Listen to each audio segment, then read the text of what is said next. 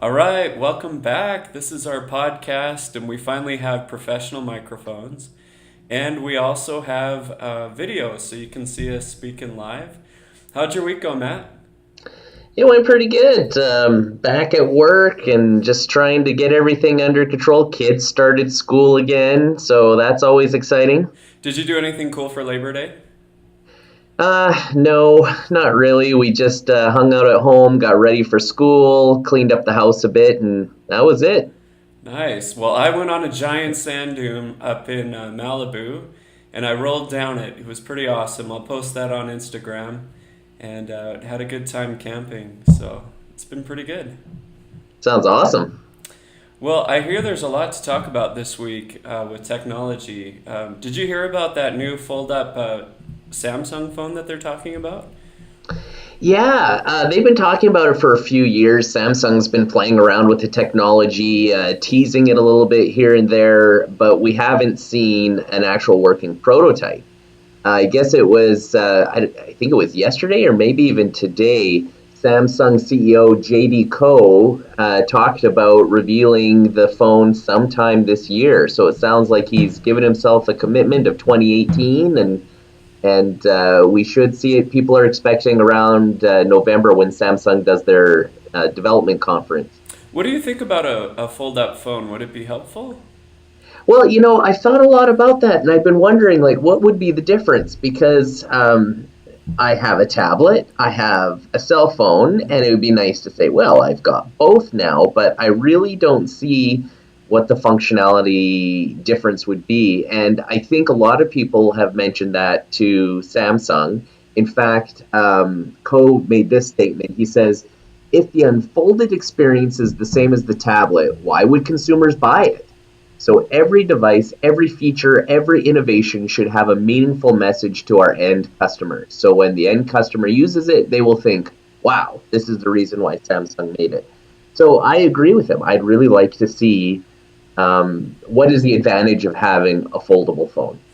I think it's cool. I mean, people might like it. Personally, I'm okay with just slipping a candy bar phone in my pocket. That's how they've been for the last 10 years, kind of like a chocolate bar, you know? Yeah, But it's kind of fun that they're thinking outside of the box, and maybe they could put a screen on the backside, or maybe just make it more innovative. Maybe you could write on one part, kind of like a notepad. I'm not too sure what their plans are, but it's better than just doing the same thing over and over again, right? Yeah, I've seen some creative renders that people have been doing based on rumors, and usually the renders look way cooler than what the actual product looks like because they're just based on what they would love to see, not what they can technically actually fit inside. Right. And it was really neat because on the edges, when it was folded, the edges had the date, the time, the weather, and kind of looked like a neat little clock that was sitting next to your bed or on your desk. And then you open it up and you've got full tablet capabilities.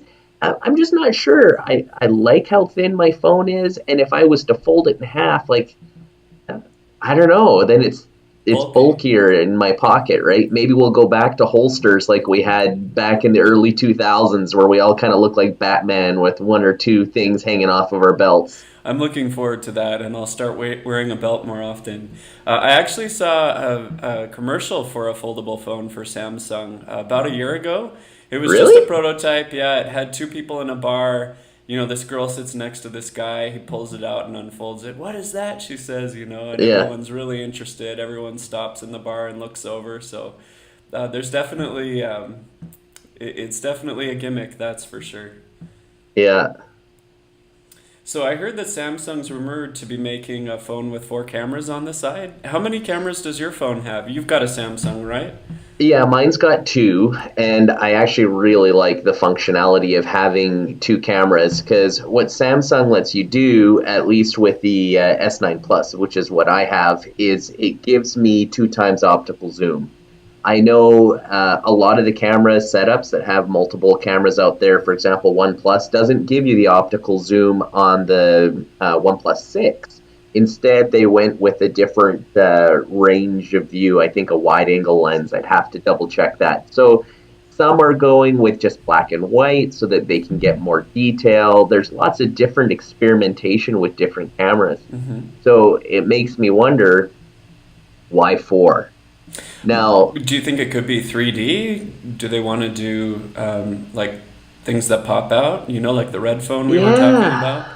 I don't know. I know Red Phone definitely is going that way, but I see that as being something that people are looking for and people are asking for right now. Um, Maybe extra zoom? I think that would be fantastic because that's been my biggest complaint of using a camera phone. I mean, the camera phone sensors are amazing. They're great in low light. They're getting more and more detail. I mean, man, we've got 25 megapixels, 30 megapixel cameras coming in these phones now, but really you don't have that zoom unless you lose quality and you do a digital zoom. And I know on the P20, that's got three lenses, and you can do a three times zoom. And it's when I was playing around with it, it was a big difference. And so for somebody who wants to take photos with their phone and not have to carry around anything else, perhaps that's why they're going with four cameras. That will give you a lot of zoom. That might give you some great low light, maybe a wide angle. It would be kind of like swapping out lenses on a digital SLR, but it's right there built into your phone. There's a lot of people that really like to take close-up photos, photographers. I think that would be a really great option. And that way you don't have to put a honking lens on every single one of your phones, right? Those clip-ons that you can get, that would be Yeah. way more convenient. I know you like the One Plus phones in your family. Did you hear about the 6T? Yeah, so there's a rumor that came out, I believe it was just today, maybe it landed last night. There's a leaker, his name is King Star, and he likes to post to a website called Slash Leaks. And he showed the inside of a box that will package the OnePlus 6T. And it's really neat because it shows a teardrop notch. So it's a very minimalist notch right in the middle of the phone that would house the selfie camera. And then it also shows an in-screen fingerprint sensor. So we've known about the in-screen fingerprint sensor for a while now. We knew it was going to have a notch because the 6 already has a notch, but the teardrop, it looks really nice. It's almost like the notch isn't there. So if this is real, I think that would be fantastic. It would almost make me want to go grab a OnePlus again over Samsung.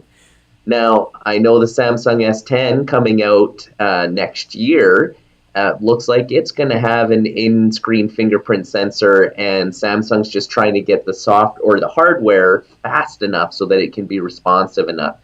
Some of the phones that came out with it right now out of China, they're just slow. You stick your finger on and it slowly unlocks your phone as compared to the ones that are on the back of your phone that are lightning fast. Well, I want to talk about two things. First of all, that teardrop. I like that they're getting smaller. Honestly, I don't like the look of the iPhone 10 with that selfie camera on the top. I know a lot of people like the notch. I think it looks ridiculous. I think it's 2018. Let's figure out a way to put the selfie camera behind the screen.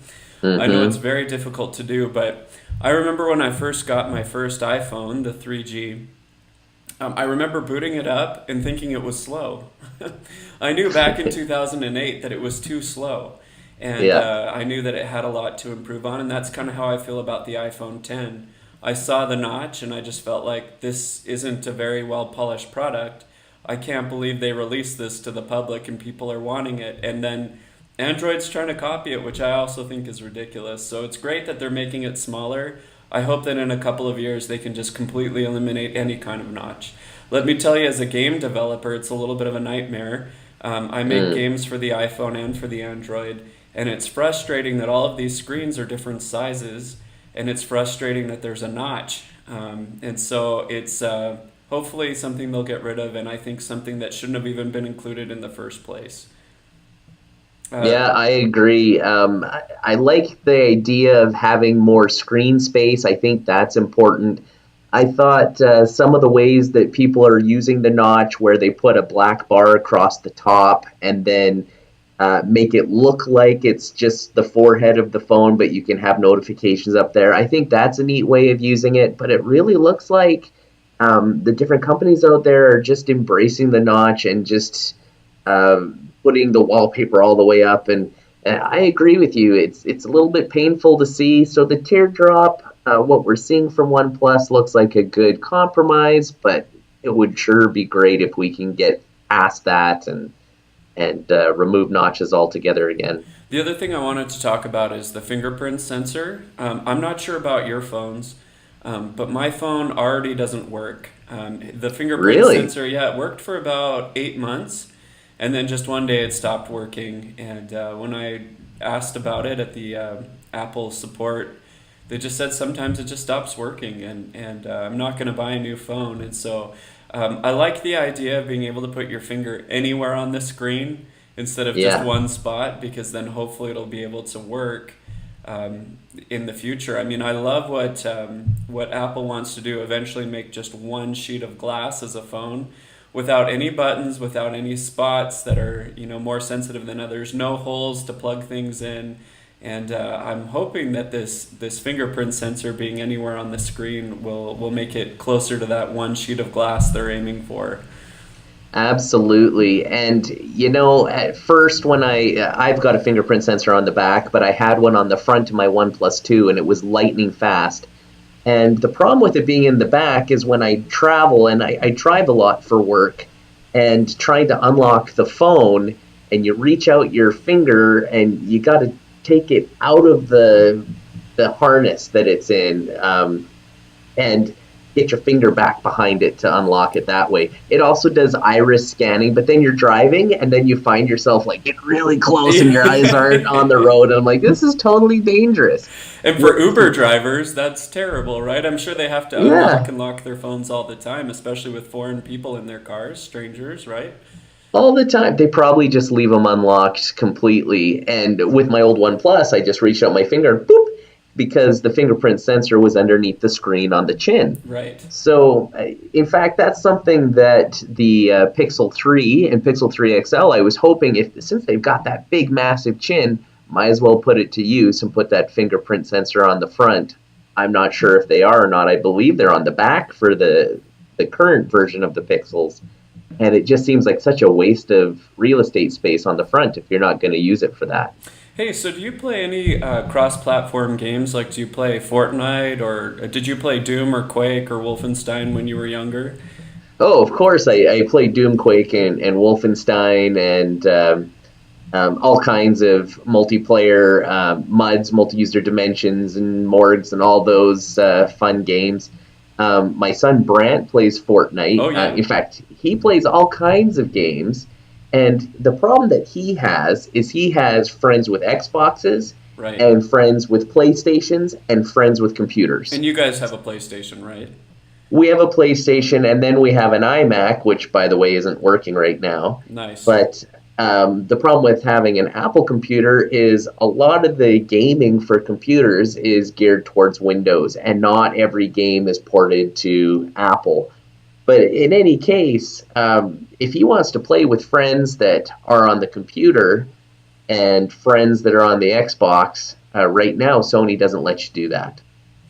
Man, that's so frustrating. And so only Xbox allows you to play cross-platform, so you could play with a Nintendo console or with a PC, maybe running Steam software. But Sony's not into that, huh? No, in fact, Sony's CEO, his name is Kenichiro Yoshida. I probably said that completely wrong, but when he was asked about it, he says, oh, well, the best experience is offered by PlayStation 4. So, in other words, why would we bother allowing cross-platform gaming when the best experience is here on the PlayStation? They want you to buy their product. Of course. Now, what's interesting is they are outselling Xboxes by quite a bit. Mm-hmm. And so he may have a point. However, it drives my son crazy because he still has quite a few friends that are on the Xbox. And also, a lot of these games can be played on the Nintendo Switch. Oh, sweet. So, yeah, the cross-platforming gaming, it's the future. And if Samsung isn't listening to gamers, then I think they're going to fall behind. this could be a big mistake for Samsung I or think for so Sony. too. You know, Yeah. honestly, a lot of my friends my age do most everything on Steam. They're not really doing Mm. PlayStation or Xbox because they can build a PC that's much more powerful, the better video card, and then just run it off of Steam. Do you see that a lot too?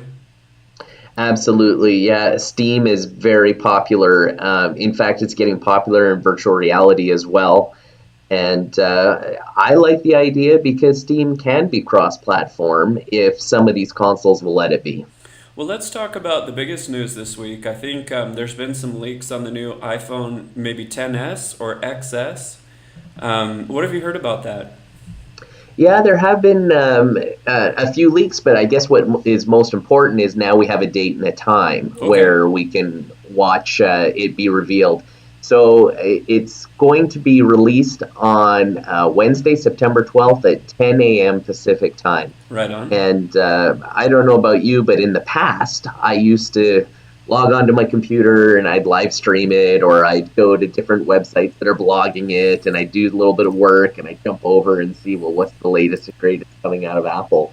Now, I used to be a huge Apple fanboy, and I wouldn't say that I've got the same fanaticism that I used to have in the past, but I'm still very interested to see what they're going to release.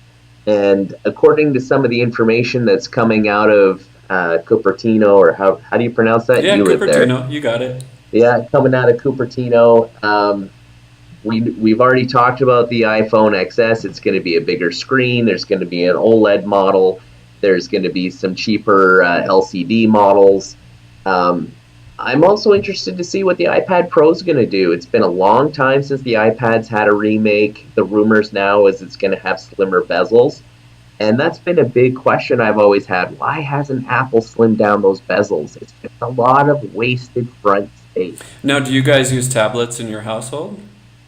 Not as much as we used to. So we used to be an iPhone and iPad home. Hmm. And then I ended up getting a Windows laptop, the Surface Pro. Oh, that one's a good one.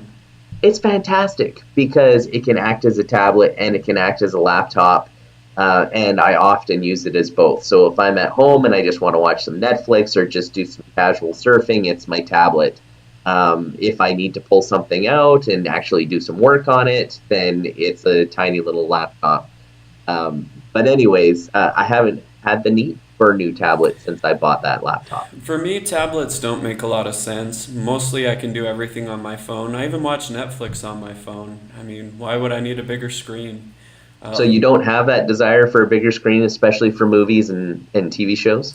Not at this point. I think when I'm over 40, I might, because then I'll need reading glasses and I'll need a bigger screen. But Well, I'm over 40 and I don't need reading glasses and I like a nice big screen when I it's watch. gonna happen to you. You Um, watch on a tiny little, what's your phone? A it's the 5S or? SE. Yeah, Yeah. it's the same as the iPhone 5. It's a tiny little screen. So I heard that they have a Lyft driver found a prototype of the Pixel 3 in his car. Yeah, that's actually quite funny because it happened on the weekend. And what I find interesting is this Lyft driver recognized the phone for what it was. That just goes to show how much the Pixel 3 XL has been leaked. And so he also took some pictures of the front and the back, took it out of the case, and sent it off to a website to say, hey, look at this, I found a prototype phone. But the most interesting thing about it is nobody really cares. It's like this phone's been leaked so much that it definitely hasn't been driving up the hype like people thought it would for finding such a sought after prototype phone in the wild. That's quite a tech savvy Lyft driver to be able to recognize a phone like that. I think most people would look at a phone like that and say, oh, must be 2, 3 years old, right? Yeah, left his phone here. Oops. Oh, I don't recognize this phone. Oh, well, might be one of those weird Android phones. But apparently, the Lyft driver has the current version of the XL, so the Pixel 2, and obviously knew what he was looking at when he saw that big giant notch at the top, and And he to says, remind our listeners, too, one of the reasons why people really like the Pixel 3 is because it's great at taking pictures. It's debatable whether it's better than the iPhone 10, But I know a lot of photographers that I talk to prefer the Pixel over Apple phones. And so this new one's kind of exciting for that reason. So I got a question for you, Dan. The Yeah. fact that there was hardly any hype, is there such a thing as something being overleaked? It just, we see it so much that it loses the excitement. I think it's kind of the opposite of Apple, right? They try to keep everything hush hush. This is actually kind of advertisement for them. People are finding out what's coming out, and it's really not their fault, right? That it's leaked. But I think it's creating some buzz and it's creating some excitement, and I think it's actually a good thing for Google that it's leaking. Well, OnePlus is famous for their ability to drum up excitement right before a phone launch, Hmm. and they're kind of the ones that started this whole get the buzz going in the wild and get it going on the internet and people talking and excited about it. And they started that through leaks, but it's gotten to the point where you wonder, is Google leaking this on purpose? Why is this the leakiest phone in history? Like it's got to be like, oh, this Lyft driver just happened to recognize exactly what he had. I mean, I'm not saying that that was a plant, but maybe some of the other leaks were. We Could have know been a setup. Lenovo. Yeah, could have been a setup. Lenovo did that with their phone. They put all these crazy rumors that this phone was going to be amazing, and then it was the most disappointing thing when we actually saw it get released. And it actually made me dislike Lenovo a little bit more. But at least people talked about Lenovo where nobody cared about or even knew that they were still making phones. I'll tell you what I don't like about the Pixel phones before we move on is that Yeah, they really only stay with Google's operating systems for about 2 to 3 years, and then Google stops supporting them. And yeah. one of the reasons why I had originally gotten a Google phone was so that I could try out the new betas of all of their software. And after about 2 years, they just dropped me and dumped me. So I thought that was frustrating. And Apple seems to be installing new software on a lot of their older phones compared to Android, and so that's a bit of a surprise to me. I like to see a comparison, how long phones are supported, because the biggest problem with Android is that I believe it really depends on the OEM manufacturer, Hmm. how long they're going to support it. My OnePlus 2, I got through 2 years of support, and then they stopped updating it. But yet, if I had a OnePlus 3, they're going on 3 years of support. So it's really up to the manufacturer and where they feel is the best use for their money for supporting these older phones. I'd really like to see a comparison because my experience with Apple is when I had the old like second version or four, they didn't get supported much more than 2 years, maybe three at the most, and then it was just going so slow they stopped supporting it, and then all of a sudden apps stopped working from the App Store. So maybe they go a little bit longer. I don't know. I'd like to see that comparison. Here's what I want to know. I hear that there's some European car makers releasing electronic competitors to Tesla. Have you heard about that? Like, is it BMW and Mercedes, or who's doing that? So there's three that are being announced this month. BMW, Audi, and Mercedes are Hmm. all coming out with their fully electric competitors to Tesla. Now, this isn't the first time we've seen these manufacturers, at least BMW and Mercedes, have put out other all electric vehicles in the past. But what they really struggled with is they didn't have the mileage and the range that Tesla's been able to put into their cars. Same thing with the Nissan Leaf. That's probably one of the more popular of the all electrics. You've got the Nissan Leaf, you've got Tesla's vehicles, and they just can't compare with the range that Tesla's getting. Even these new ones coming out don't quite get the same range, but they're at least getting closer. So the question that I've got is, can these competitors, especially these brands coming out of Europe, can they compete with Tesla? And then where is the advantage that they have over Tesla? Because these are 100-year-old companies. These are companies that have a huge supply chain. And being able to manufacture parts that can be moved in and out of vehicles all over the world, that's got to give them some savings and being able to bring the cost of these vehicles down. Now, where they're behind the eight ball is their batteries. So their manufacturing and being able to get a big enough battery and to get the factories. Like Tesla's got these mega factories that are putting out giant batteries made just for their vehicles. But I don't think it's going to take too much longer for these companies, especially BMW, Mercedes, and Audi. They have large war chests. Um, I feel like Tesla's overrated as far as how much its stock price is, whereas these companies are proven giants with great quality. At least that's our perception here in North America, that these European companies have better quality. So, what do you think, Dan? Do you think they've got a chance? Do you think they're going to chew away at Tesla's market for these all electrics?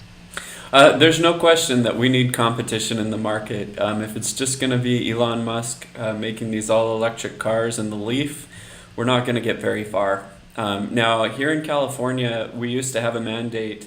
I believe that it was by 2025 that we needed to really cut back emissions. And electronic cars are part of that. And so, in order to get less pollution on the 405 and all of the freeways down here, I'm hoping that we'll move in that direction. If it's just going to be one or two car companies, the major public's not going to pick it up. And so I'm hoping these German cars do start to do that so we can start seeing less pollution in the air. And, I think it would just be neat to have more technology in our cars. I agree. So here are the three vehicles that are being released this month. Mercedes-Benz has the Yoga SUV. I believe they have been talking about it for a little bit, but they're actually going to be releasing it this month, and it's geared towards millennials. So that's coming out.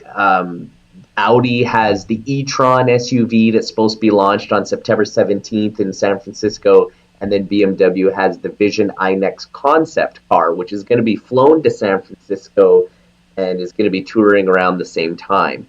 Now, here's something that's interesting about these German manufacturers. They're copying Elon Musk, or perhaps, let's say, Silicon Valley style.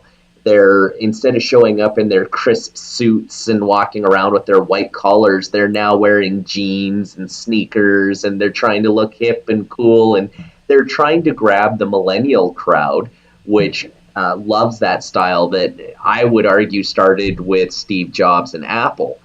So not only that, but isn't it interesting that they're releasing these cars in San Francisco or bringing them to San Francisco to kind of get the buzz going? So what do you think? Do you think they're being copycats, or do you think they can actually bring their own style to the electric car? Are they wearing turtlenecks to the conferences? Yeah. Did I tell you about when Grandma bought me a turtleneck?